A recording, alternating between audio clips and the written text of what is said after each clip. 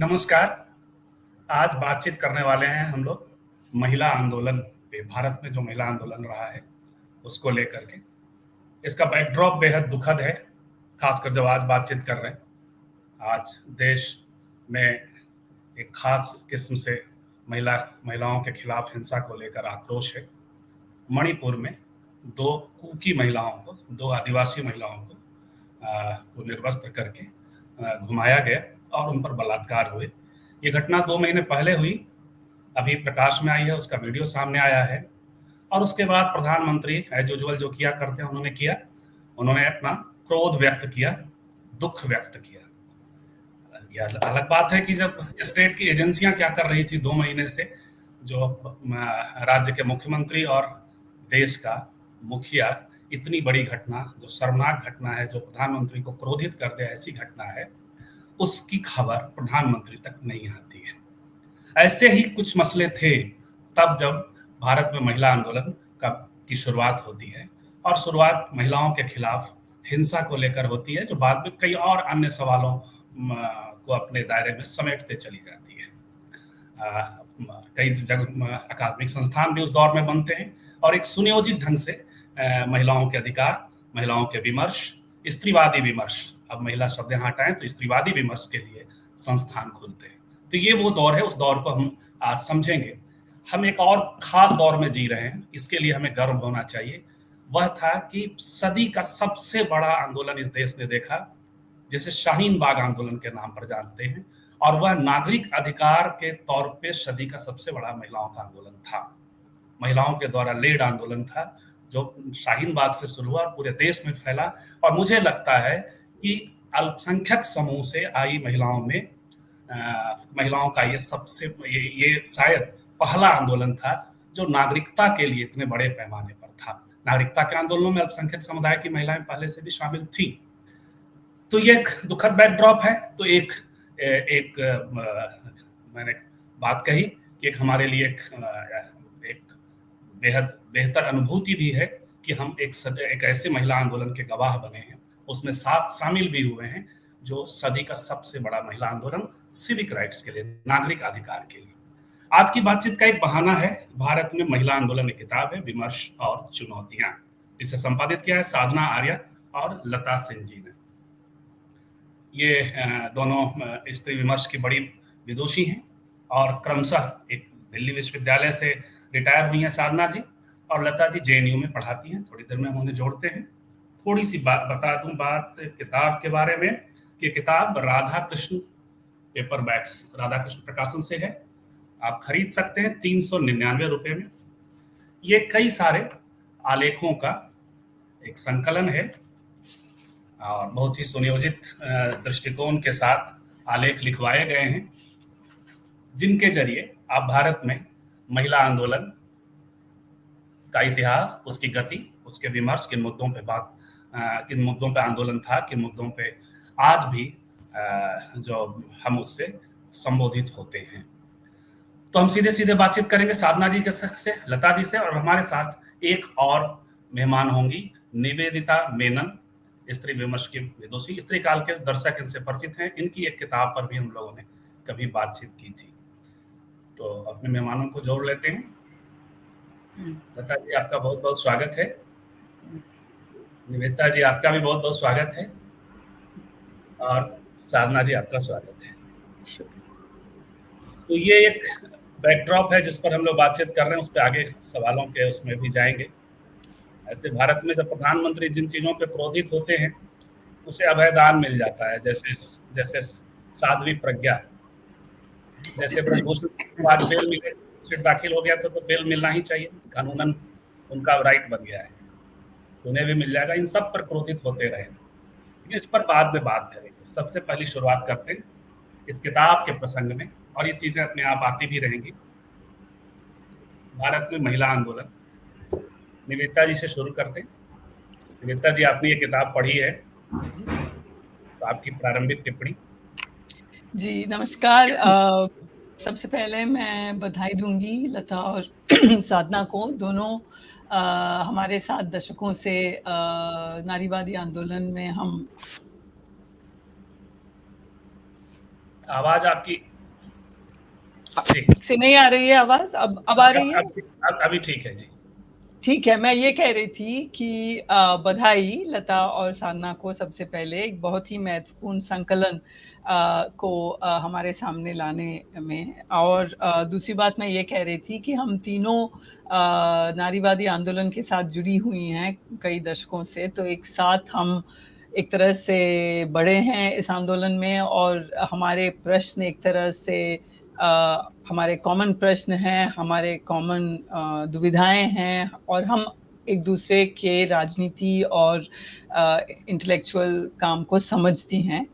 तो अच्छा लगता है कि हम सब इसी प्लेटफॉर्म पे और इस खासकर स्त्रीकाल के ऑडियंस के साथ जुड़े हुए हैं, क्योंकि मैं जानती हूँ कि ये ऑडियंस ही भी बहुत ही एक इंस्पायरिंग ऑडियंस रहता है। मैं पहले भी इस प्लेटफॉर्म पे आई हूँ। तो ये किताब जो है, इन्होंने क्या किया है, लता और साधना ने एक स्नैपशॉट जैसे हमें दिया है नारीवादी आंदोलन के कई सारे पहलू जो हैं उसको हमारे सामने एक स्नैपशॉट की तरह पेश किया है। जब हम नारीवादी आंदोलन कहते हैं, इसमें एक प्रॉब्लम ये भी है, मतलब इस इन शब्दों में ही एक प्रॉब्लम है, क्योंकि एक आंदोलन नहीं है, ये हम सब समझ चुके हैं कि एक नारीवादी आंदोलन नहीं है। नारीवादी आंदोलन में हर चीज़ पे विवाद है, चाहे वो समान नागरिक संहिता हो, चाहे वो यौन कर्म हो, चाहे वो मतलब कास्ट को लेके हो, विवाद है। और सबसे शार्प जो आलोचना होती है, सबसे शार्प आलोचना हम एक दूसरे की ही करती हैं।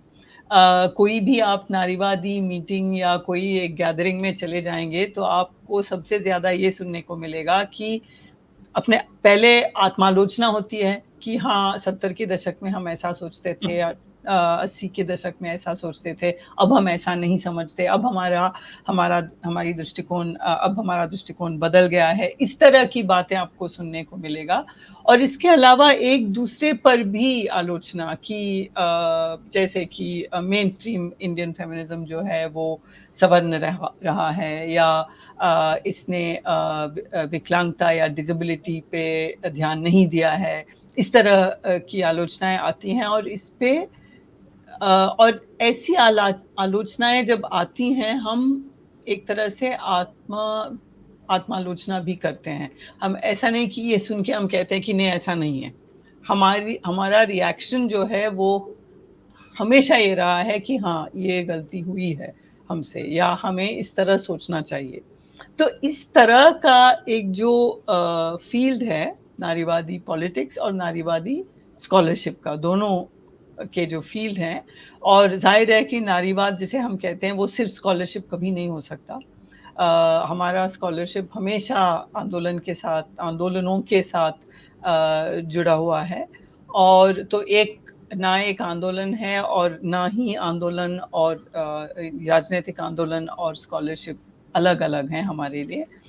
तो ये किताब इस कैरेक्टर को, विमेन्स मूवमेंट, या अब हम फेमिनिस्ट मूवमेंट कहेंगे इसको, बजाय महिला आंदोलन जो है इस किताब का शीर्षक, और महिला आंदोलन भी है, लेकिन अब क्योंकि हम समझते हैं कि जेंडर सिर्फ दो नहीं है, हम अब ज्यादा नारीवादी आंदोलन की बात करेंगे।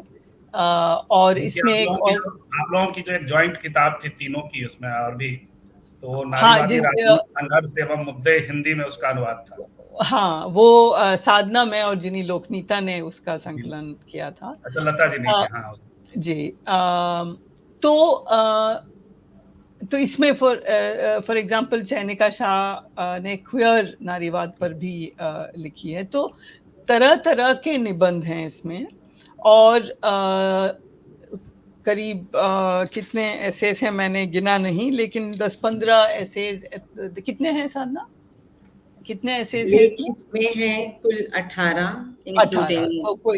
तो कोई और इनका एक लंबा इंट्रोडक्शन है। इनसे हम और सुनेंगे उनसे कि कैसे उन्होंने इस किताब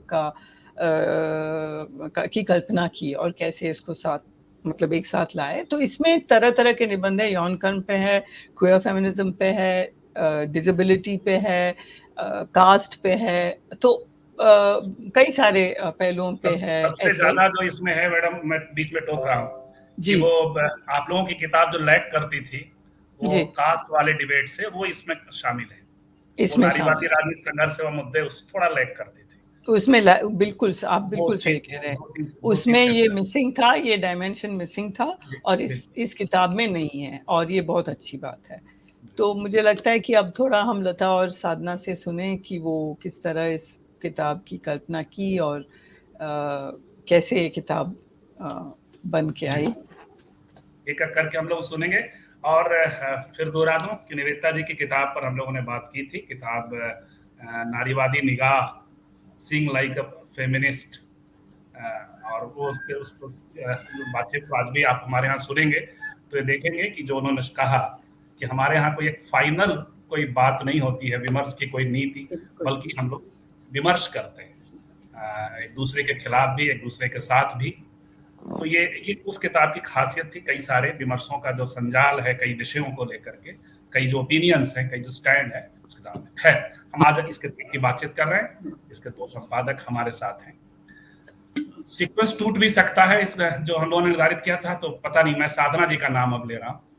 साधना जी, पहले आप अपनी किताब के बारे में छोटी टिप्पणी करें, फिर सवाल हम। हाँ, सबसे पहले तो मैं निवेदिता ने कहा कि कोई एक आंदोलन नहीं है, और शायद इस किताब का टाइटल है भारत में महिला आंदोलन। तो एक्चुअली जब हिंदी में हम लिखते हैं तो हम फेमिनिस्ट मूवमेंट्स या विमेंस मूवमेंट्स इन इंडिया नहीं लिख सकते हैं। उसको हम भारत में महिला आंदोलन जब हम लिख रहे हैं तो इसका मतलब यही है कि हम भारत में कई तरह के जो महिला आंदोलन हैं, जो प्लूरैलिटी है महिला आंदोलनों की, वो, बट हम इसको टाइटल आंदोलन का मतलब करने का ये नहीं है कि हम किसी एक महिला आंदोलन के बारे में सोच रहे हैं। और वो क्लियर भी है जिस तरह से किताब को स्ट्रक्चर भी किया गया है बाद में। मैं ब्रीफली बताऊंगी कि पहली किताब जिसका जिक्र किया गया है अभी निवेदिता और सचिव के द्वारा भी, भारत में नारीवादी राजनीति, जिसमें कि लता भी जुड़ी हुई थी, और एडिटिंग में चाहे मैं और चिनी और निवेदिता थे। ये तब हम लेके आए थे जब हमें लगा कि हिंदी में स्टूडेंट्स के लिए मटेरियल नहीं है, क्योंकि तब तक यूनिवर्सिटीज में एक ऑप्शनल सब्जेक्ट की ही तरह चाहे, लेकिन ये महिला अध्ययन आना शुरू हो गया था। महिला आंदोलनों पे बातचीत होनी शुरू हो गई थी, नारीवाद पे बात होनी शुरू हो गई थी। लेकिन अंग्रेजी में ही सारा मटेरियल उपलब्ध होने की वजह से ये हमने 2000 में 2001 में ये एफर्ट किया था। और उसके बाद के 2 दशक बीत गए। हमारे पर कई बार इस चीज़ का दबाव भी आया कि हम इसको रिवाइज करें, इसको अपग्रेड करें, अपडेट करें, लेकिन कई कारणों से ये काम नहीं हो पाया। वर्धा में फिर ये एक शुरुआत हुई थी जिसमें कि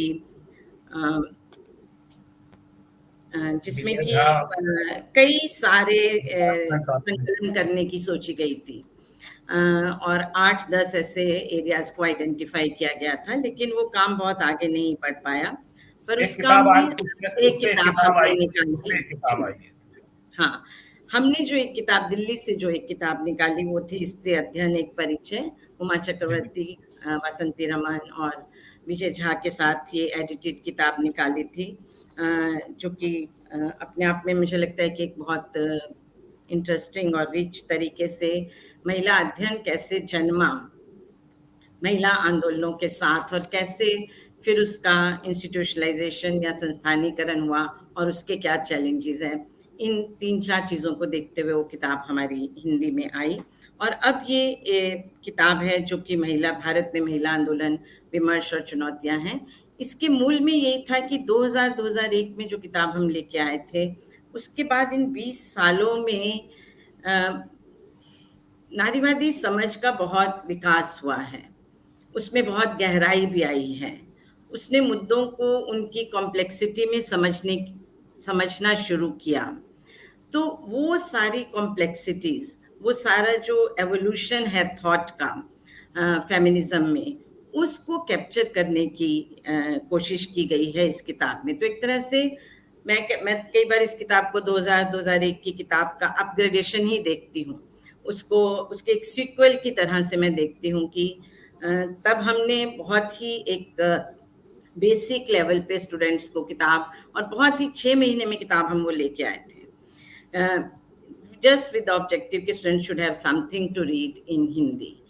तो अब क्योंकि हम देखते हैं कि 20 साल में नारीवादी समझ बहुत गहराई है, तो इस गहराई भी है, उसका विस्तार भी हुआ है। तो इस गहराई को और इस विस्तार को समझने के लिए इस किताब को लाना ज़रूरी है। तो हम 1990 के बाद, ख़ास तौर से 1990 के बाद से जो नई चर्चाएं आई हैं, नई बहसें आई हैं नारीवादी राजनीति में, जिसमें कि मैं दोनों चीज़ों को ले रही हूँ, आंदोलनों को भी और एकेडमिक्स को भी मैं दोनों चीज़ों को ले रही हूँ, उनको कैप्चर करने की कोशिश की है हमने इस किताब में।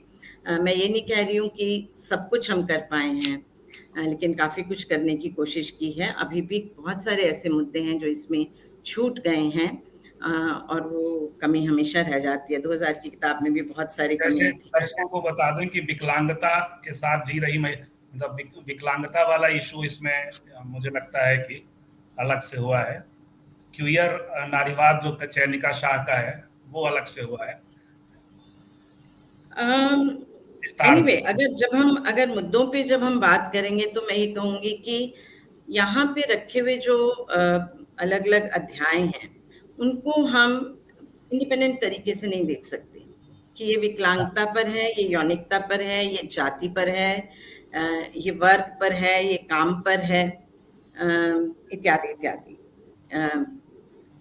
आप अगर इन सभी अध्यायों को पढ़ेंगे तो आप पाएंगे कि इन सब में इंटरकनेक्शंस हैं। हर एक अध्याय दूसरे अध्याय के साथ जुड़ा भी हुआ है। मुद्दों को उठाने के संदर्भ में अगर हम देखें तो एक अध्याय दूसरे के साथ जुड़ा भी हुआ है। इसलिए जब हम जाति के सवाल की बात करेंगे तो हम कहेंगे कि सिर्फ टी सौजन्या का आर्टिकल नहीं है जो जाति की बात कर रहा है, या जो टी सौजन्या का के अध्याय का नाम है दलित नारीवाद, एक्टिविज्म और लेखन की नज़र में। ये लगता है हमें कि ये एक फोकस तरीके से हम दलित फेमिनिस्ट पॉलिटिक्स की इसमें बात कर रहे हैं और सवाल उठा रहे हैं। लेकिन अगर आप आगे पीछे जाएंगे तो आप देखेंगे कि जब हम सेक्स वर्क की बात कर रहे हैं तब भी हम कास्ट और स्टिग्मा की बात कर रहे हैं और सेक्सुअलिटी की बात कर रहे हैं, या जब हम लेबर की बात कर रहे हैं तब भी हम लेबर, कास्ट और सेक्सुअलिटी की बात कर रहे हैं।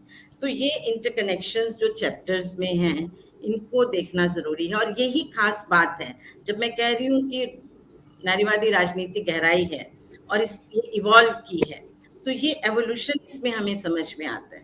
देखिए, एक उदाहरण से मैं बात कहूँगी अपनी, जब हम महिला आंदोलनों के सम्मेलन करते थे, तो अगर आप शुरुआती सम्मेलन देखें तो उसमें या तो बहुत शुरुआती में, पता नहीं, मुझे मालूम नहीं कि फर्स्ट में दलित महिलाओं पे कुछ था भी या नहीं, लेकिन उसके बाद जब दलित महिलाओं पे सेशन आते थे तो वो उनके ऊपर होने वाली एट्रोसिटीज पे फोकस्ड होते थे, या लैंडलेसनेस पे कभी, या डिस्क्रिमिनेशन पे फोकस्ड होते थे। लेकिन आते आते जब आप 2006 का जो अनफॉर्चुनेटली आखिरी सम्मेलन था महिला आंदोलनों का जो ऑर्गेनाइज किया गया था कलकत्ता में, उसमें उसके अगर आप सेशंस को देखें तो वो सेशन जाति और पितृसत्ता कैसे, उनका क्या अंतर संबंध है, इस बात से शुरू होते हैं और फिर आगे उसको लेके चलते हैं। और बहुत सारे टेंशन्स जो कहा जाए तो मुख्यधारा की जो महिला आंदोलन है या जो दलित महिलाओं के आंदोलन है, उनके बीच में बहुत सारे जो टेंशन्स हैं वो 2006 के उस कलकत्ता के आंदोलन में बहुत उभर कर आए, और उसके पहले और उसके बाद हम देखते हैं कि कई इस तरह के कहना चाहिए कि इस तरह की कई बातचीत शुरू हुई अलग अलग महिला संगठनों में और दलित महिला संगठनों में, और सेक्स वर्कर्स के सेक्सुअलिटीज के ऊपर जो संगठन बने उनके बीच में कई ऐसी, बॉम्बे में हुई, कलकत्ता में इस सम्मेलन में हुई, दिल्ली में WSS के द्वारा ऑर्गेनाइज की थी एक पूरा 2 दिन का की चर्चा थी कि जो जेंडर और राजनीति के ऊपर, सॉरी, जेंडर और जाति के ऊपर फोकस थी। तो उसमें जेंडर, जाति, यौनिकता के सवालों को उस 2013-14 की शायद वो मीटिंग थी। तो ये मुझे कहना है कि ये जो बदलाव आया है, जो समझ में बदलाव आया है और समझ में जो गहराई आई है, इसको कैप्चर करना है। इसलिए यहाँ पे जब आप इन चैप्टर्स को देखेंगे तो उनको मतलब एक इंडिपेंडेंटली खड़ा हुआ कोई नहीं है अध्याय, उनके कनेक्शंस को हमें देखना। मैडम आएंगे और आपकी ओर, और खासकर इस पर पर्टिकुलरली बात करेंगे, क्योंकि सवाल जातीय आंदोलन की ओर से महिला आंदोलन पे उठते भी रहे। मैं भी 2005 के विमेन स्टडीज कॉन्फ्रेंस में शामिल हुआ था गोवा में। 6 में फिर मैं नहीं था, लेकिन 6 में खैरलांजी की घटना घटती है और बहुत ही वो रिमार्केबल एक लाइन है जिसको लेकर के जो जाति से जुड़े हुए आंदोलन है और दलित स्त्रीवादी जो परिप्रेक्ष्य है वो सवाल खड़ा करता है। खैर उस पर बात करेंगे आगे। पहले लता जी से समझ ले अपनी किताब के बारे में, उनकी एक छोटी टिप्पणी, फिर आगे बढ़ेंगे। आप अनम्यूट कर लीजिए। हाँ, मेरे ख्याल से निवेदिता ने और साधना ने काफी इस किताब के विषय पे बात कर ली है। जस्ट 2 चीजें जो मैं ऐड ऑन करूंगी, जो निवेदिता ने बोला कि मैं सोच रही थी कि ये किताब, क्योंकि इसमें बहुत सारे लेखन जो है, एक तो मैं इसे एक राजनीतिक किताब के रूप में देखती हूँ। साधना और हमने जब इस किताब को किया था तो हमारे दिमाग में बिल्कुल था कि हिंदी मीडियम, पहली किताब हम हिंदी में ही निकालेंगे, चाहे लेख इसमें अंग्रेजी में आया। वो हमारी एक राजनीतिक सोच थी। दूसरी बहुत ही इंटरेस्टिंग है, शायद बाद के समय में आएगा, कि बहुत सारे लेखन जो आए हैं इसमें वो काफी हद तक जो महिला आंदोलन के साथ जुड़े हैं।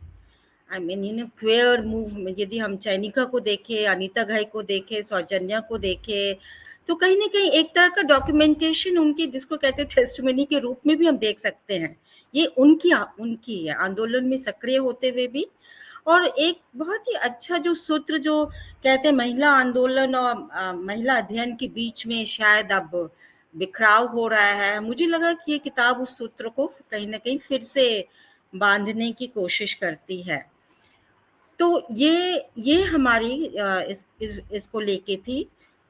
चौथी जो हमारी सवाल ये भी थी कि बहुत सारे विमर्श जो इसमें से आए हैं, यदि आप सौजन्या की लेख को देखेंगे तो प्रतीक दलित नारीवादी की आवाज सौजन्य से आती है, और एक उनकी उसमें दलित आंदोलन की और महिला आंदोलन की एक क्रिटिक भी आती है।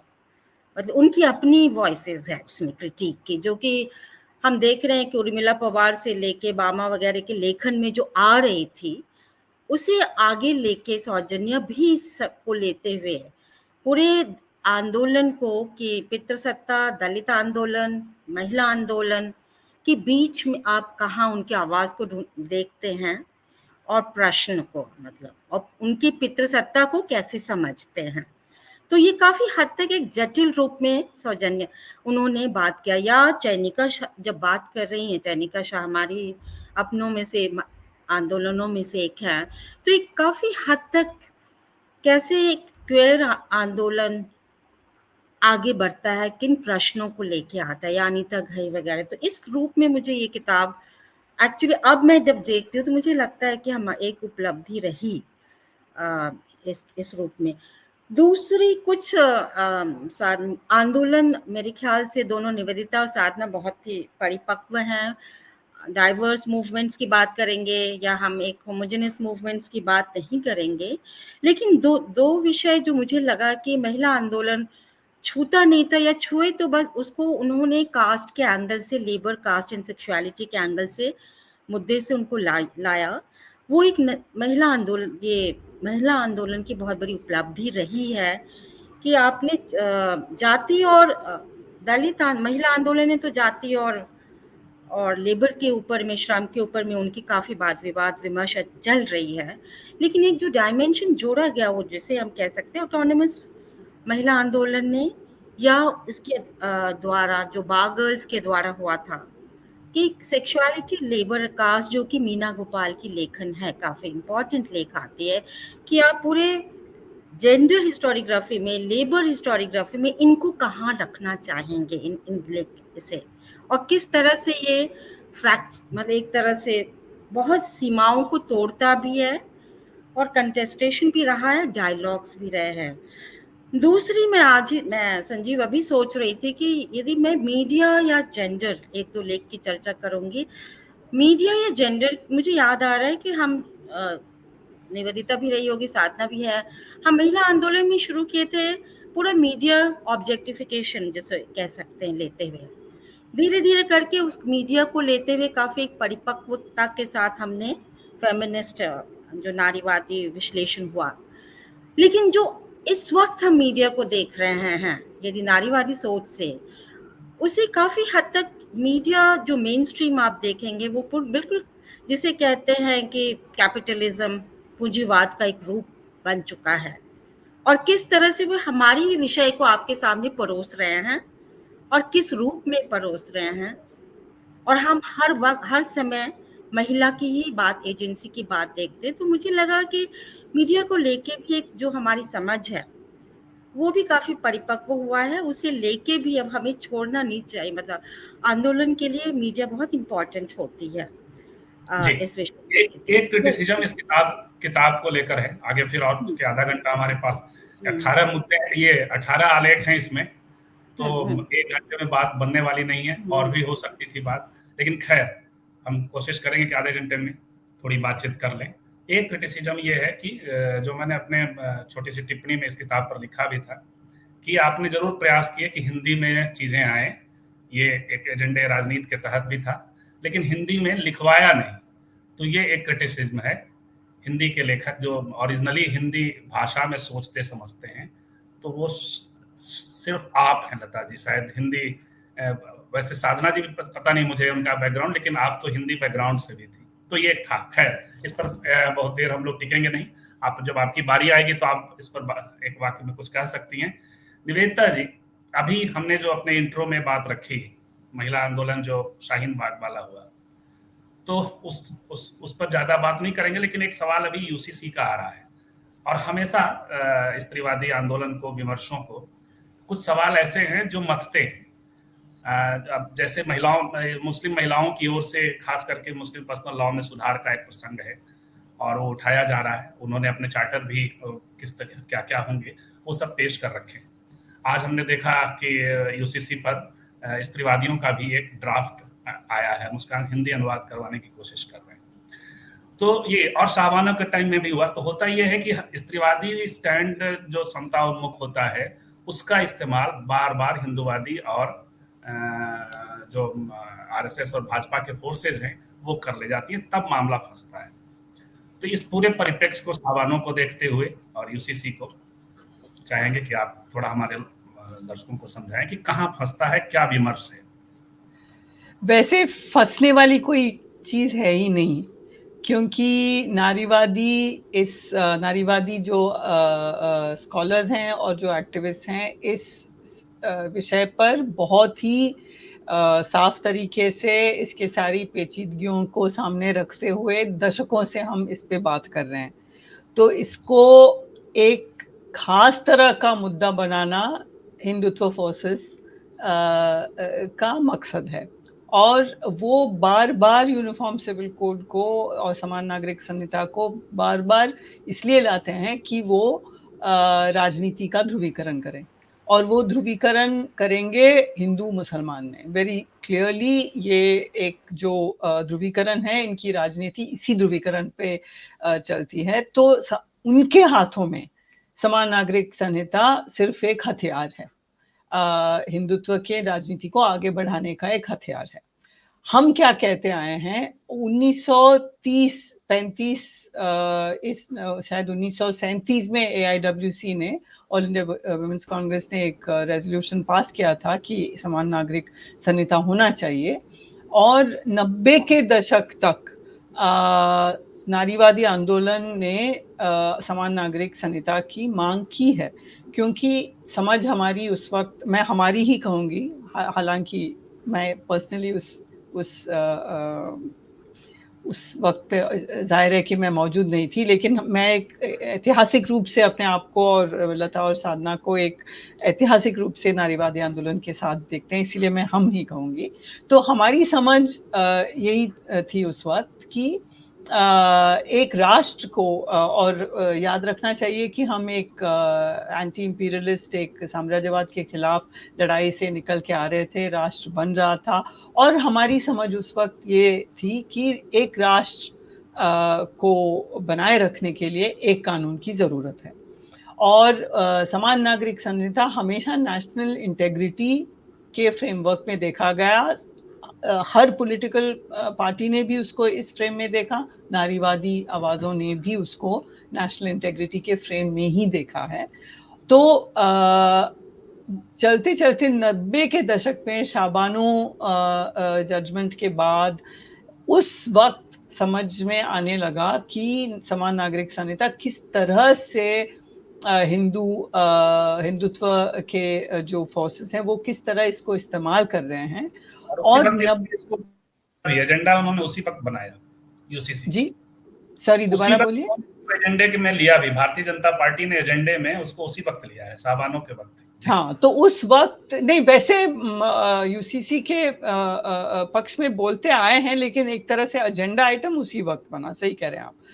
तो उस वक्त से अब हम देखेंगे कि नारीवादी आंदोलन में बहुत ही डीप किस्म के डिबेट्स हुए। 90 के दशक चलते चलते 5 पोजीशंस, 5 विचारधारा कहना सही नहीं है, 5 पोजीशंस निकल के आए नारीवादी आंदोलन में कि क्या हमें समान नागरिक संहिता के लिए अब भी उसके पक्ष में बोलना चाहिए कि नहीं। तो तो एक व्यू पॉइंट ये था कि हमें हिंदुत्व से डर के समान नागरिक संहिता से पीछे नहीं हटना चाहिए, हमें अपनी नारीवादी समानतावादी दृष्टिकोण के जरिए हमें अब भी समान नागरिक संहिता के बारे में बात करनी चाहिए हमारी तरफ से। मतलब उनका कोई एजेंडा होगा, लेकिन हमारा भी एक एजेंडा है। एक दृष्टिकोण ये था, लेकिन और कई दृष्टिकोण थे, और इनमें थे जैसे कि समुदायों के अंदर जो सुधारवादी नारीवादी आवाज़ें हैं उनको सपोर्ट करना और उनको बल देना, रिफॉर्म्स विद इन कम्युनिटीज़, ये पोजीशन निकल के आया। और एक और था तीसरा, कुछ ऐसे 4-5 थे, लेकिन मैं 3 मुख्य पोजीशंस के बारे में बात करूंगी अभी। तो तीसरा ये था कि अगर हम, और इस वक्त ये बहुत ही इम्पोर्टेंट शिफ्ट हुआ हमारे पोजीशन में कि हम समान नागरिक संहिता के बारे में बात करने के बजाय हम जेंडर जस्ट नागरिक संहिता के बारे में बात करना शुरू किया। अगर जेंडर जस्टिस, लिंग पे आधारित न्याय, अगर ये हमारा मकसद है, तो समानता से वो मकसद हम पूरा होता है कि नहीं, और या फिर हमें जेंडर जस्टिस के बारे में बात करना है तो हमें एक अलग तरीके से बात रखनी होगी। तो एक पोजीशन ये था कि अगर आप देखेंगे कि हर पर्सनल लॉ में औरतों का सिचुएशन इंफीरियर है मर्दों के कंपैरिजन में, तो हम कैसे फैमिली में औरत का पोजीशन थोड़ा मजबूत बनाएं। तो इसके लिए हम ज़रूरी नहीं है कि रिलीजियस पर्सनल लॉ में ही दखल अंदाजी दें। तो जैसे कि डोमेस्टिक वायलेंस एक्ट निकल के आया, यानी कि नारीवादी आंदोलन में और लीगल जो एक्टिविस्ट हैं, फेमिनिस्ट लीगल एक्टिविस्ट हैं, जो फेमिनिस्ट लॉयर्स हैं, उन सब में एक समझ इस तरह की बनी कि हम सिविल लॉज में जेंडर जस्टिस लाने की कोशिश करें, अभी इसको ना छूके। तो डोमेस्टिक वायलेंस एक्ट एक बहुत ही इम्पॉर्टेंट एक्ट है। इस कानून से मैरिज के इंस्टीट्यूशन के अंदर औरतों को घर में रहने का अधिकार, डोमेस्टिक वायलेंस के खिलाफ प्रोटेक्शंस हैं, ये एक लॉ बना। या फिर अडॉप्शन को लेके, क्योंकि रिलीजियस पर्सनल लॉज में सिर्फ हिंदू लॉ में लोग अडॉप्ट कर सकते थे, बच्चों को गोद ले सकते थे। अब जुवेनाइल जस्टिस एक्ट में कुछ इम्पोर्टेंट लेकिन अभी भी मुस्लिम पर्सनल लॉ में ये मांग हो रही है कि इसके माध्यम से जुवेनाइल वो जो एक्ट है उसके माध्यम से हमें अडॉप्शन का राइट दिया जाए। वैसे जुवेनाइल जस्टिस एक्ट के तहत जुवेनाइल जस्टिस एक्ट में जो अमेंडमेंट्स हुए हैं, संशोधन हुए हैं, उसके तहत अब हर समुदाय का व्यक्ति अडॉप्ट कर सकती है। हर, अब मुसलमान हो, क्रिश्चियन हो, पारसी हो, जोइश हो, जुवेनाइल जस्टिस एक्ट हो। ये मैं कह रही हूँ कि सिविल सेक्युलर सिविल लॉज के अंतर्गत कई सारे मुद्दे मतलब हमारे आंदोलनों ने कई सारे मुद्दों को इस तरफ लाया। मतलब रिलीजियस पर्सनल लॉज को वहीं छोड़ के juvenile justice act, domestic violence act, इस तरह के लॉज के जरिए औरतों को न्याय देने की कोशिश की। तो अब चलते चलते हम ये कह रहे हैं कि हमें पूछना चाहिए, और क्योंकि बार बार समान नागरिक संहिता के आप खिलाफ हैं या आप उसके पक्ष में हैं, ये सवाल इस तरह पेश किया जाता है जैसे कि कोई एक सिंपल सा जवाब है। और अगर हम कहते हैं कि हम समान नागरिक यूनिफॉर्म जवाब, हाँ, एक यूनिफॉर्म, और हम जानते हैं कि यूनिफॉर्मिटी एक तरह का मैं क्या कहूँ उसको, एक तरह का पर्दा है या एक तरह का फॉल्स इमेज है कि यूनिफॉर्मिटी से इक्वालिटी, यूनिफॉर्मिटी और इक्वालिटी एक चीज है, जबकि यूनिफॉर्मिटी से इक्वालिटी नहीं बनता। यूनिफॉर्मिटी का मतलब सिर्फ है कि सब एक तरह होंगे, और ये एक तरह होने का क्या मतलब है, क्या मापदंड होगा जिसके तहत हम सब एक होंगे। अब आप को याद होगा कर्नाटका में जब हिजाब बैन हुआ तो यूनिफॉर्मिटी ही उन्होंने सैद्धांतिक तौर पे यूनिफॉर्मिटी, यानी कि हिंदू राइट विंग ने, भाजपा ने यूनिफॉर्मिटी का सिद्धांत को अपहोल्ड किया था, जबकि हम जानते हैं कि वो एक खास एंटी मुस्लिम एक्ट था। तो अब मैं अभी रोकूंगी अपनी बात को, लेकिन इस पे कहने को बहुत है। लता और साधना भी इस पे कुछ बोलना चाहेंगे। लेकिन अब हम समान इक्वालिटी को यूनिफॉर्मिटी नहीं मानते, हम जेंडर जस्टिस की बात करेंगे। और हम ये कह रहे हैं कि लॉ कमीशन ऑफ इंडिया ने जब ये किया है, एक आह्वान दिया है कि आप सब अपने व्यूज बताइए, किस चीज पे हम व्यूज बताएं। वो सवाल सिर्फ ये है कि आपके व्यूज यूनिफॉर्म सिविल कोड पे क्या है, यूनिफॉर्म सिविल कोड क्या होगा ये यूनिफॉर्म सिविल कोड में क्या फैक्ट्स होंगे, क्या प्रिंसिपल्स होंगे, क्या प्रोविजंस होंगे, उस पे हम चर्चा करेंगे, ना कि कोई एब्स्ट्रैक्ट चीज पे। तो अभी मैं रुकती हूँ, ये इस पे हम पूरा प्रोग्राम सिविल राइट्स के जो मुद्दे हैं वो युद्ध नहीं होते उसमें, तो निश्चित तौर पे ड्राफ्ट आए और उस पर फिर बात हो। जो युद्ध करने के मूड में जो सत्ता होती है और जो हिंदुत्ववादी ताकतें जो सत्ता पर अभी एक्ट कर रही हैं, साधना जी, वो 40s के दशक में भी इस पर काफी डिबेट था और इसको कॉमन सिविल कोड के फॉर्म में, और ये भी एक सुझाव आया था कि एक बना लिया जाए और इसको छोड़ दिया जाए अगले 10-15 सालों के लिए कि लोग स्वैच्छिक तौर पे इसको अपनाएं। कुछ लोग तो ये कि इंडिविजुअली भी एक व्यक्ति, हालांकि अब संभव नहीं है, तो इस तरीके का भी एक ओपिनियन उस वक्त में यूसीसी, ये कॉमन सिविल कोड को लेकर के था, जो बाद में फिर यूसीसी के तौर पे ही कॉन्स्टिट्यूशन में शामिल भी हुआ है नीति निर्देशक तत्व में। तो ये एक प्रसंग रहा है। इसके अलावा इस पर आप जब बात करेंगे तो इसको आप ले सकती हैं ये कंटिन्यूटी में। एक सवाल भी ले लीजिए इस पे कुछ अपना जी, इस पर आप जोड़ते हुए जी बिल्कुल सवाल भी ले लीजिए। और वो सवाल है कि जो भारत में महिला आंदोलन है, जो आपकी किताब भी है, उसके बारे में अक्सर कहा जाता है कि इसको 70s के दौर के बाद और टुवर्ड्स इक्वलिटी रिपोर्ट के बाद का एक आंदोलन, या मथुरा का जो आंदोलन है, मथुरा रेप केस वाला, उसके बाद का आंदोलन जो इसमें है भी, वो दर्ज होता है। जबकि इसके पहले भी काफी सारे आंदोलन हुए हैं, स्त्रियों के सवाल पर बातचीत हुई है। जैसे 1942 का ही जो नागपुर कन्वेंशन है, जिसको आप लोगों ने भी मनाया था वहाँ 75वां नागपुर में, उसके पहले हम लोगों ने जेएनयू में भी किया, तो वहाँ महिला रिजर्वेशन की मांग उठी।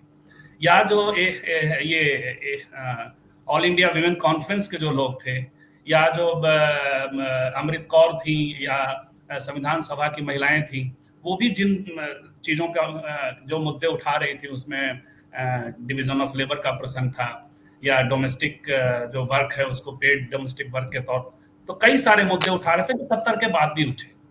तो ये किताब भी जो डॉक्यूमेंटेशन करता है वो 70 ऑनवर्ड करता है। और ऐसे भी एक सवाल हमेशा रहता है कि जो ये आंदोलन, ये जो डॉक्यूमेंटेशन होता है 70 ऑनवर्ड होता है, पीछे से उसको रूट नहीं किया जाता। ये सवाल है आपके लिए। ओके, मैं दोनों चीज़ों पे अलग अलग थोड़ा बोलना चाहूँगी, क्योंकि निवेदिता ने अभी यूसीसी पे बात रखी है, तो थोड़ा सा उसमें और ऐड करके, क्योंकि दोबारा नहीं खुलेगा ये विषय, मुझे दो छोटी छोटी चीज़ें ऐड करनी है। एक तो ये कि हमको किसी भी सामाजिक आंदोलन, अगर हम कहें महिला आंदोलन को भी एक सामाजिक आंदोलन कहें, उसको उसके राजनीतिक संदर्भ में देखना होता है। तो अगर संविधान बनने के समय पर इस चीज को एक्सेप्ट किया गया कि एक यूनिफॉर्म सिविल कोड, एक समान नागरिक संहिता कुछ समय के बाद बनेगी, तो उसके कारण थे जिसकी बात निवेदिता कर चुकी है। लेकिन 1986 के शाबानों के मामले के बाद से जब हम यूसीसी की बात करते हैं, तो उसको फिर उस समय के राजनीतिक संदर्भ में हमको समझने की जरूरत है। और वो संदर्भ की बात हम लोग कर भी चुके हैं, उसके डिटेल्स में मैं नहीं जा रही हूँ। मुझे सिर्फ ये कहना है कि 1986 के बाद से ही शाबानो मामले पर जब महिला आंदोलन काम कर रहे थे, महिला संगठन काम कर रहे थे, तभी ये समझ में आ गया था कि ये कैसे एक महिलाओं के अधिकारों के मुद्दे को एक माइनॉरिटी मेजॉरिटी के कहना चाहिए कि क्लैश में बदल दिया गया है, आइडेंटिटी की पॉलिटिक्स को इसको बना दिया गया है। तो महिला आंदोलन में यूनिफॉर्म सिविल कोड उसी समय इस शब्दावली को त्याग दिया था, और हमने नई शब्दावलियां तब तैयार की थी, चाहे वो इक्वल लॉज, इक्वल राइट्स था, चाहे वो इगैलिटेरियन सिविल कोड था, चाहे वो कॉमन सिविल कोड था, या चाहे बाद में हमने उसको जेंडर जस्ट लॉ, जो 1996 में आखिरी बड़ी बैठक हुई थी बॉम्बे में, जिसमें कि जेंडर जस्ट लॉ पे एक बड़ा प्रेजेंटेशन भी फोरम के द्वारा किया गया था, लेकिन इस वेकेबलरी को हमने एक्सपैंड किया। उसके एक रीज़न ये भी थे कि हम केवल स्त्री पुरुषों को नहीं देखें, बल्कि सेम सेक्स के भी जो लोग हैं वो जेंडर में शामिल हों, और उनके लिए भी परिवारों में और शादियों में अधिकारों की बात हो, जब हम पर्सनल लॉज की बात कर रहे हैं। तो ये इस संदर्भ में हमको समझना है कि जो स्ट्रेटजीज हैं और जो शब्दावली है, उस पर बहुत गहरे से महिला आंदोलन में चर्चाएं हुई हैं, और जैसे कि निवेदिता ने कहा कि बहुत सारी पोजीशंस निकल के आई, और बहुत सारे मुद्दे हैं। आप देखेंगे कि इस किताब में भी बहुत सारे मुद्दे हैं जिनमें कि किसी मुद्दे पे कोई एक समझ नहीं है, और ये महिला आंदोलन के अंदर की भी डाइवर्सिटी है, और ये जरूरी भी है कि आप किसी भी एक इशू को सिर्फ एक ही एंगल से नहीं समझे। इसलिए बहुत सारे महिला आंदोलनों की हम बात करते हैं, और जो भी बहसें हैं, चाहे वो अभी अगर आप बात करेंगे तो चाहे वो दलित मुद्दों को लेकर है, चाहे वो सेक्स वर्कर्स को लेकर है, चाहे वो क्वेयर आंदोलनों को लेकर है, बहुत सारे मुद्दे हैं जिन पे की कोई एक समझ नहीं है, और समझ बनाने के लिए गहरे संवाद होते रहते हैं। इस चीज को हमें समझना है, इसलिए मैं इससे ज्यादा मैं यूसीसी को लेके बात नहीं कर रही हूँ। दूसरा सवाल आपका था कि ये किताब 1970 के दशक से महिला आंदोलन को क्यों ले रही है। समसामयिक महिला आंदोलन की बात जब हम भारत में करते हैं तो वो हम 1970 के दशक से ही करते हैं, या हम जब समसामयिक महिला आंदोलन की बात करते हैं जिसमें कि पहली बार हमने पितृसत्ता शब्द का इस्तेमाल किया, हमने नारीवाद शब्द का इस्तेमाल किया, हमने विमेन क्वेश्चन या महिला प्रश्न को सामने लाने की कोशिश की, जब सिर्फ ओनली विमेन ऑर्गेनाइजेशंस एमर्ज हुई, जब ये लगा कि हम मिक्स्ड ग्रुप्स में अपने सवालों को, अपनी आवाज़ों को उठा नहीं पा रहे हैं। तो ये बहुत सारे बदलाव थे, और एक बड़ा बदलाव ये था कि हम अब महिला प्रश्न को केवल स्त्री पुरुष के प्रश्न के रूप में नहीं देख रहे थे, हम उसको पितृसत्ता के ढांचे में समझने की बात कर रहे थे। तो पहली बार इन शब्दों का इस्तेमाल हुआ। फिर भी जब हम ये बात कह रहे हैं तो इससे पहले उस समय के राजनीतिक सामाजिक माहौलों में जो एफर्ट्स हुए थे, जो सुधार हुए थे, जो कोशिशें हुई थी महिलाओं के सवालों को उठाने को, उसको नकारा नहीं गया है। उसको नकारने का पर्पस नहीं है, अगर उसका मेंशन यहाँ पे नहीं है। लेकिन अगर आप एक एक करके कई यहाँ पे जो आर्टिकल्स हैं इस किताब में उसमें जाएंगे, जैसे कि मुस्लिम औरतों के अधिकारों के आंदोलन पर एक नजर, आप देखेंगे कि उसमें गहराई से प्री इंडिपेंडेंस के पीरियड को कैप्चर किया गया है। अनघा के अगर अध्याय को भी अगर आप देखेंगे तो अनघा भी सेक्सुअलिटी के सवाल को पोस्ट इंडिपेंडेंस नहीं दे रही है, उससे पहले की भी बात कर रही है।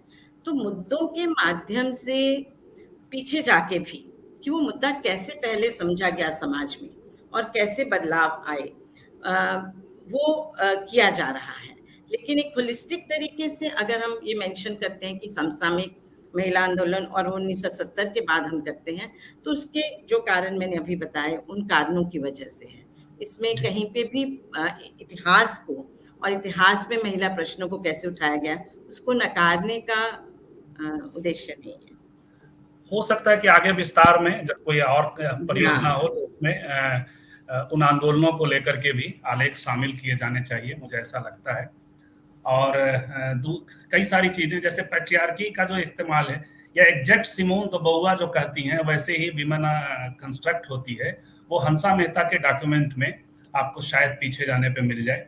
और जैसे हम लोगों की एक धारणा रही कि 42 ये जो विमेन रिजर्वेशन का प्रसंग है वो 75 ऑनवर्ड और गीता मुखर्जी का, लेकिन वो 42 में स्पष्ट 8 चार्टर ये चार्टर ऑफ डिमांड जो है शेड्यूल कास्ट महिला फेडरेशन का, उसमें स्पष्ट विधिमंडलों में रिजर्वेशन का प्रसंग है।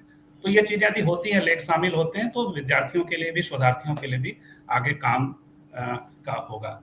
लता जी, सभी चीजें कई बार एक ही पुस्तक में नहीं समा पाती हैं, तो आपको और लेखन का और पुस्तकों का और साहित्य का, लिटरेचर का सहारा भी लेना पड़ता है। अलग अलग जगह पर अलग अलग तरह की। मैं थोड़ा एक रोचक प्रसंग बताता हूँ। हमारे यहाँ एक पंडित उमेश चंद्र मिश्र हुआ करते थे, मैं गया से बिलोंग करता हूँ।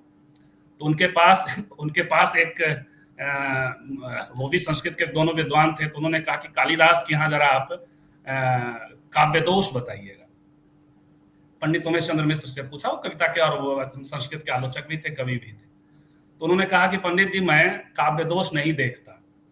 उन्होंने उसमें कहा था कि शूकर प्रवृत्ति मुझ में नहीं है, कहिए तो मैं कालिदास की कविताओं के कुछ गुण बता देता हूँ।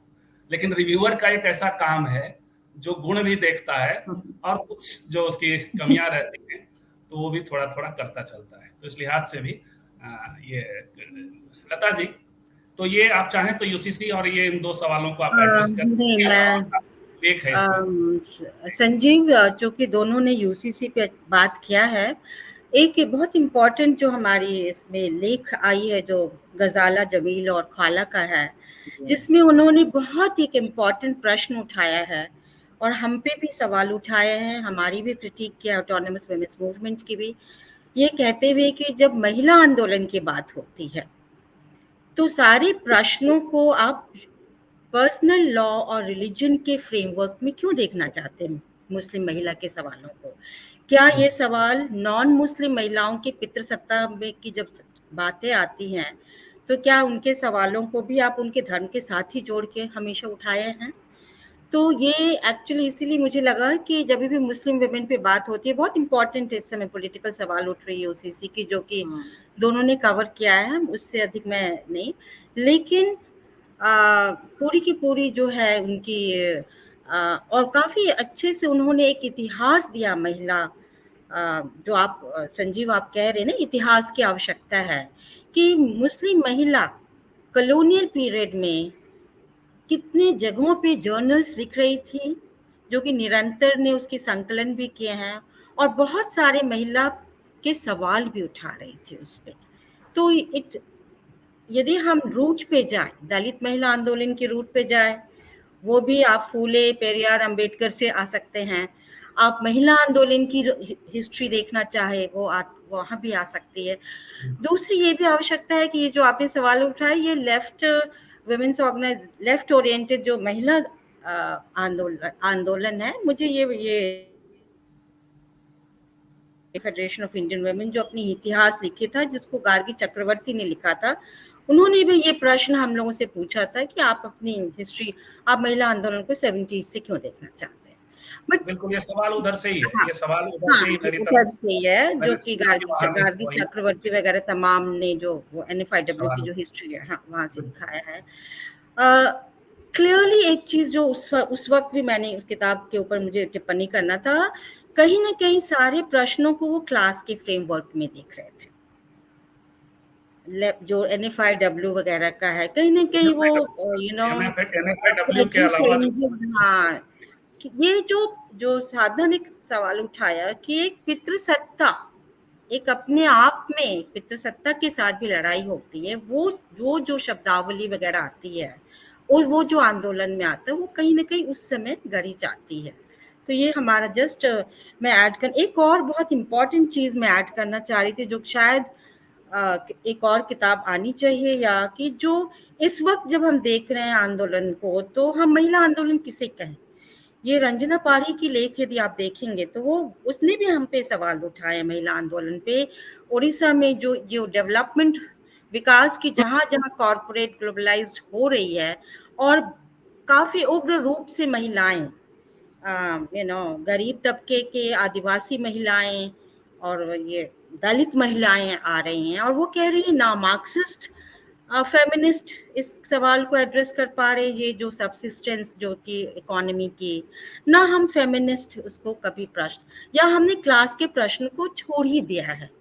तो अब जो महिला आंदोलन का सेंटर क्या है, या शाहीन बाग को ही ले लें, उसे हम किस रूप में लेना चाहेंगे, है ना। तो ये सारे सवालें बहुत, ये किताब सभी सवालों को तो पूरा नहीं कर सकता है, काफी सवाल भी उठाए, कुछ लेखक ने सवाल भी उठाया है महिला। सो यही हमारा मेरा लोभ था कि चूंकि आप 2 लेखिकाएं इस किताब की हैं, इसमें साधना जी हालांकि चूंकि उनका विषय भी किताब का थीम लाइन ही है, तो वो तो आप बात कर रही हैं, लेकिन एक लोभ था कि आपसे अभिनय वाला जो आपका लेख है उस पर बात करें, लेकिन अभी फिलहाल उस लोभ को रोक रहा, क्योंकि समय भी अब हमारे पास 7-8 मिनट हालांकि उसको क्रॉस करेंगे लगता है। तो एक सवाल जो बच गया जिस पर एक लोभ है कि बातचीत करें, और वो है दलित, जो थोड़ी सी बात साधना जी ने उस पर की भी थी, लेकिन फिर भी ये सवाल उठा था नागपुर में भी, निवेदिता जी वहां थी, और उससे जुड़ा हुआ है सेक्स वर्क का भी सवाल। उसमें से 2 लोग जो सेक्स वर्कर थी, वो हमने उनसे बात भी की है अपने यहाँ स्त्रीकाल चैनल पे, मुंबई से। तो वो जब सवाल उठा, वो काफी वो फिर टकराया, जो लेख भी है इसमें, इस किताब में भी शामिल है, वो मसला टकराता है जाति के सवाल को लेकर के, और वो सेक्स वर्क शब्द के भी खिलाफ एक बातचीत हुई थी। तो ये जो अंतर संबंध भी है, और एक दूसरे से सवाल भी बनते हैं, खास करके दलित आंदोलन की ओर से जबरदस्त तीखे सवाल आपकी ओर आए हैं, महिला आंदोलन की ओर। निवेदिता जी, उस पर आपके देखिए, जब हम एक जमाने में नारीवादी आंदोलन सेक्स वर्क को प्रोस्टिट्यूशन ही का शब्द हम इस्तेमाल करते थे, और प्रोस्टिट्यूशन इज वायलेंस, प्रोस्टिट्यूशन हिंसा है, वेश्यावृत्ति हिंसा है, पितृसत्ता के फ्रेमवर्क में है, और ये पितृसत्ता का ही एक रूप है, हम यही समझते थे। हमने मतलब पूरी दुनिया के फेमिनिस्ट ने कब इस फ्रेमवर्क से हम कब निकलना शुरू किए, जब जो मैं अब यौनकर्मी कहूंगी, जब सेक्स वर्कर खुद, यौनकर्मी खुद यूनियन बना के अपने काम को काम का दर्जा देने की मांग उठाने लगी, तब जाके हमें अपनी ही समझ को बदलना पड़ा, और हमने एक तरह से जो एक डिवाइड बनाया था, एक तरफ नारीवादी, दूसरी तरफ सेक्स वर्कर, ये इस पे हमें जाहिर है कि हमें इस डिवाइड को बहुत सीरियसली सोच के उसको छोड़ना पड़ा, क्योंकि यौनकर्मी भी नारीवादी हैं, और जिन्हें हम नारीवादी कह रहे हैं उनके अंदर यौनकर्मी हैं। तो ये 2 अलग कैटेगरी नहीं है, फेमिनिस्ट वर्सेस यौनकर्मी वर्सेस सेक्स वर्कर। मतलब नारीवादी बनाम यौनकर्मी, इस तरह का एक वो बनाना, इसका मतलब दलित स्त्रीवादियों की तरफ से ये जरूर था कि मैं इस बात पे आ रही हूँ। मैं बता रही हूँ कि कैसे हमने हमारी समझ बदली। और क्यों बदलना पड़ा? क्योंकि यौनकर्मी हमारे बीच में से उठ के हमसे बात करने लगे और हमसे कहने लगे कि आप मध्यम वर्गीय जो मिडिल क्लास अर्बन प्रोफेशनल औरतें हैं, आप क्यों नहीं समझती कि ये जो काम हम कर रहे हैं इससे शादी का जो इंस्टीट्यूशन है उस पे एक प्रश्न चिन्ह खड़ा होता है। यानी कि जो हम सेक्स अपनी मर्जी से देते हैं और हम जब चाहते हैं देते हैं, हम यूनियनाइज हैं, हम अपने अधिकारों को बरकरार करने की कोशिश कर रहे हैं, जबकि शादी में औरतों को कोई अधिकार नहीं है, मैरिटल रेप कोई क्राइम भी नहीं है। तो इस तरह उन्होंने बहुत बुनियादी सवाल जब उठाना शुरू किया, तब जाके ये शिफ्ट हो गया। अब क्या हो रहा है, एक और शिफ्ट आ गया है जहां दलित, मध्यम वर्गीय दलित नारीवादी स्कॉलर्स या प्रोफेशनल्स जो हैं, वो वापस प्रोस्टिट्यूशन इज वायलेंस का फ्रेमवर्क में वो बात करना चाहती हैं। और वो सवाल ये उठा रही हैं, और मैं समझती हूँ वो सवाल, वो कह रही हैं कि जो औरतें सेक्स वर्क करती हैं वो ज़्यादातर दलित आदिवासी औरतें हैं, और आप जो मध्यम वर्गीय अर्बन प्रोफेशनल सवर्ण फेमिनिस्ट जो हैं, आपको इस पे कोई चिंता है ही नहीं कि ज़्यादातर प्रोस्टिट्यूट्स, अब मैं कहूँगी, वो ज़बरदस्ती उनको इस पेशे में लाया जाता है। और तो जब वो ऐसा कहती हैं तो हम जैसे मैंने कहा, हमको ये सारे हमारे आंदोलनों में कोई एक व्यू पॉइंट नहीं, एक व्यू पॉइंट को हम वो नहीं देते कि ये सही है और वो गलत है। तो हम अभी इस पॉइंट पे पहुंचे हैं कि एक और विवाद है, हम इस विवाद को समझते हैं, लेकिन मैं सिर्फ एक लास्ट पॉइंट इस पे जोड़ूंगी कि ये सेक्स वर्कर्स यूनियंस जो हैं, नागपुर में जो आए थे उसमें भी दलित महिलाएं थी। यानी कि ये एक डिबेट है, दलित नारीवादियों में भी ये एक डिबेट है, सिर्फ दलित बनाम सवर्ण नहीं है इसमें। दलित यौनकर्मी हैं जो चाहते हैं कि सेक्स वर्क को वर्क माना जाए, और दलित फेमिनिस्ट हैं जो कहती हैं कि प्रोस्टिट्यूशन इज वायलेंस। तो ये डिबेट दलित फेमिनिस्ट के अंदर भी है। इस विवाद को हम देखेंगे कहाँ जाता है और कैसे। इस विमर्श और आंदोलन की एक खूबसूरती भी है कि अलग अलग स्टैंड पॉइंट के साथ एंगेज होता है। यहाँ स्त्री काल पे भी हमने एक बातचीत की थी जिसमें दो सेक्स वर्कर, एक जो कभी आप लोग इस स्टैंड पॉइंट के खिलाफ थी कि सेक्स वर्क रखा जाए, लता प्रतिभा मधुकर, जो कभी खिलाफ थी अब इसके पक्ष में है, वो उसको सेक्स वर्कर के फॉर्म में वो थी। और जो सेक्स वर्कर थी उसमें एक कुनबी समुदाय से थी, एक नॉर्थ ईस्ट से थी, उन सब की आइडेंटिटी की भी मैं बात, और एक दलित एक्टिविस्ट, दलित महिला एक्टिविस्ट भी थी। वहां भी आप देखिएगा कि अलग अलग स्टैंड पॉइंट सामने आते हैं। इंटरनल वॉइस, ऑर्गेनिक वॉइस भी के लिए हमने दो सेक्स वर्कर को भी बुलाया था, साधा मैम। लेकिन ये हमेशा ये बातचीत का स्वरूप भी वही है, अलग अलग स्टैंड पॉइंट की चीजें, और इस किताब के रेफरेंस से भी होता रहे। लेकिन ये अभी भी बड़ी तीखे ढंग से, आजकल सोशल मीडिया का समय है और बहुत सारा विमर्श, बहुत सारा डिबेट वहां भी होता रहता है।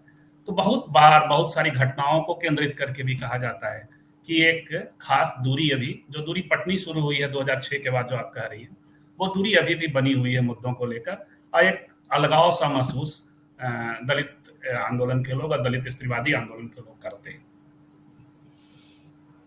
साधना जी,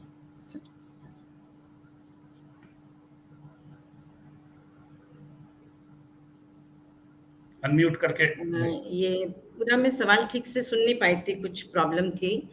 आप शायद दलित महिला आंदोलन, जो मुख्यधारा महिला आंदोलन, मतलब मुख्यधारा को हमेशा हम इन्वर्टेड कॉमर्स में कहते हैं, क्योंकि मुझे ध्यान है मैं सिंथिया स्टीफन से मिली थी तो उन्होंने मुझे क्वेश्चन किया था कि मुख्यधारा महिला आंदोलन का क्या मतलब है, हम मुख्यधारा आंदोलन कैसे नहीं है, आप दलित महिलाओं की संख्या देखिए कितनी है।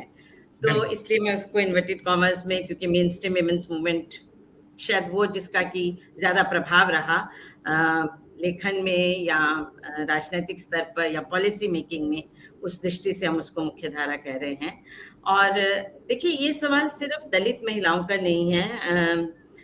संक्षेप में अगर मैं कहूँ तो ये सवाल बहुत जगह से आए हैं। अलगाव की जो एक अलगाव को जो महसूस किया गया है वो सिर्फ दलित महिलाओं के द्वारा नहीं किया गया, वो विकलांग महिलाओं के द्वारा भी किया गया, वो सेक्स वर्कर्स के द्वारा भी किया गया, और एक समय तक ट्रांसजेंडर विमेन, क्वेयर विमेन के द्वारा भी इस अलगाव को महसूस किया गया। मुस्लिम औरतों ने भी इस अलगाव की बात की, खास तौर से शाबानो मामले के बाद, जबकि महिला आंदोलन में पर्सनल लॉज पे बात होनी बंद हो गई। और जैसा कि अभी लता ने कहा है, गजाला और ख्वाला का जो चैप्टर है इसमें, वो इस बात को उठाते हैं कि जब मुस्लिम औरत की बात होती है तो वो सिर्फ पर्सनल लॉ से लिंक करके, रिलीजन से लिंक करके, सबसे कंजर्वेटिव रिलीजन है, फेथ से लिंक करके ही क्यों की जाती है।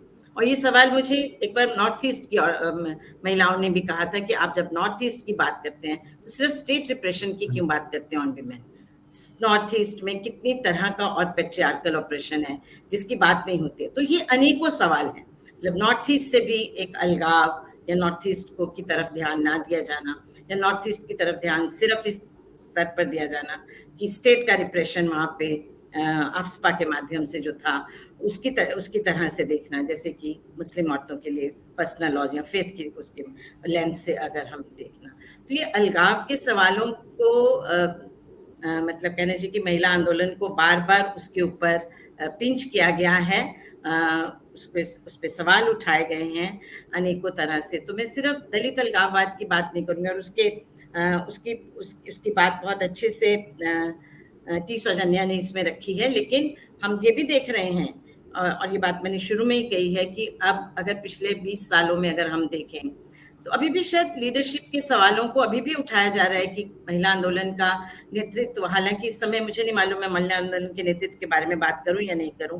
क्योंकि सारे दबाव में इस समय काम कर रहे हैं, पर वो एक सवाल है। लेकिन एक नेतृत्व का सवाल भी दलित महिलाओं के द्वारा उठाया गया था कि किसके हाथ में है महिला आंदोलन का नेतृत्व, जहाँ से ये शब्दावली मुख्य धारा महिला आंदोलन आती है। इसलिए आप देखेंगे कि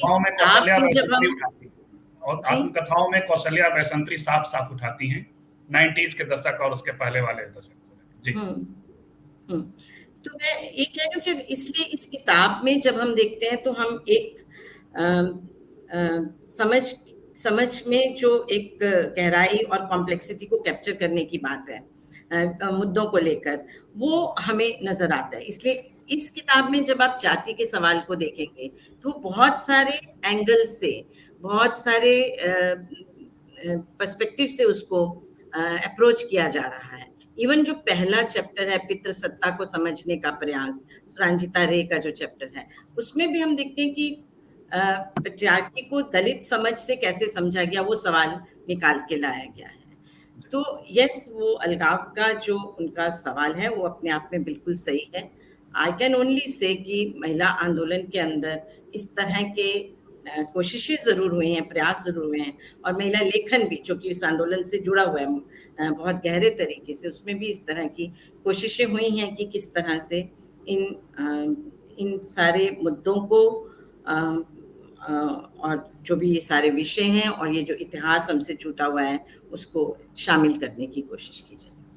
तो अलगाव भी है और लगाव भी है, तभी इंटरेक्शन है। और ये इस बातचीत को जो भी सुनेंगे या इस किताब को जो भी पढ़ेंगे लोग, आई फील कि महिला आंदोलन की ये एक, मैं बहुत सकारात्मक तरीके से भी महिला आंदोलन को देखती हूँ, मैं बहुत आशावादी भी होती हूँ, और मैं समझती हूँ कि महिला आंदोलन की एक खूबसूरती भी रही है कि उसको जितना कचोटा गया है उन्होंने उतना अपने आप को परिष्कृत करने की कोशिश की, उतना अपने आप को बेहतर अब समझ बनाने की कोशिश की है। तनावों के बावजूद कास्ट को समझना, कास्ट की संरचना को समझना, या रिलीजन या महिलाओं, मुस्लिम महिलाओं के या क्रिश्चियन महिलाओं के मुद्दों को किस तरह से वो किस तरह से हमारी पॉलिटिक्स में आए या कैसे वो छूटे हुए हैं, इस पे हमने विचार किया है। इसको हमने सिर्फ हमारा क्रिटिसिज्म है इसलिए जी हम नहीं कुछ भी करेंगे, we have tried to address all those issues. ये रिचनेस है। मैं इसलिए महिला आंदोलन को बहुत सकारात्मक और आशावादी तरीके से, कि अगर आप सेल्फ सकते हैं, अलग अलग स्टैंड पॉइंट का एक समुच्चय भी है जिसके साथ इंटरेक्शन होता है। लता जी, कोई आप अंतिम बात अपनी इस बातचीत का करना चाहें तो? नहीं, मेरे ख्याल से साधना ने जो नोट किया, यानी निवेदिता ने कहा कि महिला आंदोलन हमारे फोरफादर ने, उमर चक्रवर्ती हमेशा कहते थे कि हमारे गॉडफादर नहीं है, इसीलिए हम लोग सेल्फ क्रिटिसिज्म लेते हैं, बातचीत करते हैं। तो ये एक महिला आंदोलन की खूबसूरती है। दूसरी बात ये है कि हमें शायद इतने आंदोलन सब हमें लग रहा है कि इतनी तरह के सोशल मूवमेंट्स हो रहे हैं इस पॉलिटिकल कॉन्टेक्स्ट में, शायद हमें उस दृष्टि से भी कुछ लेखनों की आवश्यकता है, जो कि दे मे नॉट बी पार्ट, मतलब उसे महिला ऑर्गेनाइजेशंस नहीं कहेंगे, लेकिन महिलाएं आंदोलन में हैं, उसे अब हम कैसे कैप्चर करें।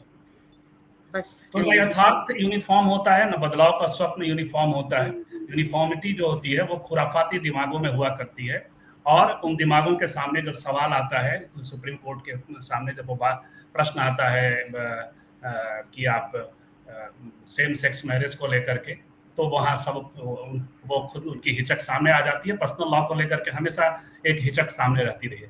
भारतीय महिला मुस्लिम जो आंदोलन है उसका जो दूसरा क्लाउज में पढ़ रहा था वो ये था कि विवाहों को संस्कार नहीं माना जाए। यही बात कॉन्स्टिट्यूशन में बनाने में शामिल महिलाओं, तो क्या ये संस्कार न मानने वाली बात, क्या ये जो फोर्सेज हैं, जो खुराफाती फोर्सेज है यूनिफॉर्मिटी में सोचने वाली, वो मानेंगी क्या? तो चीजें यूनिफॉर्मिटी में होती नहीं है, कॉम्प्लेक्स होती हैं। यथार्थ भी कॉम्प्लेक्स होता है, एक वक्त का डिबेट भी कॉम्प्लेक्स होता है। महिला आंदोलन उन कॉम्प्लेक्सिटीज को एड्रेस करता है। मैं फिर से ये किताब बता दूं, भारत में महिला आंदोलन, विमर्श और चुनौतियां, इसके संदर्भ से हम लोग बातचीत कर रहे थे। राधा कृष्ण पेपरबैक्स 399 रुपए में आप चाहें तो खरीद कर पढ़ सकते हैं।